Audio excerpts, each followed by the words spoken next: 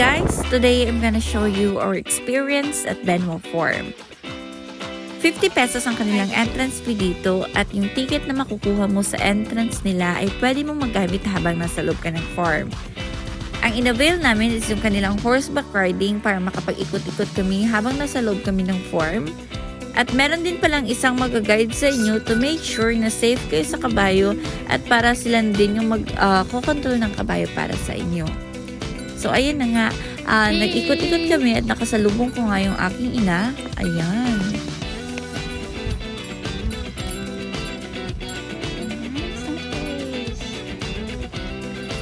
Sobrang lawak na kanilang farm at iba't ibang produkto na nakatanim dito. Gaya na lamang ng petchay, lettuce, strawberry.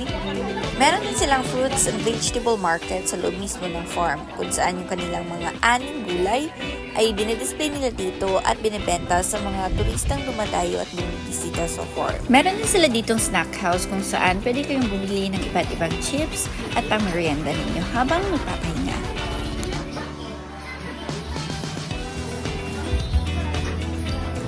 Tinry din namin ang kanilang fried and soft ice cream. So, ayan, pinanood ko pa talaga si Kuya habang ginagawa niya yung order namin na fried ice cream. At it is worth 100 pesos. At ang kanilang soft ice cream naman ay worth 50 pesos.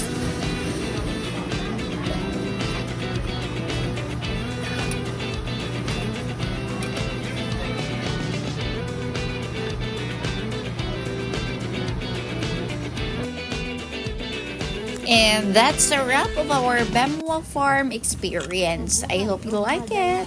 Bye!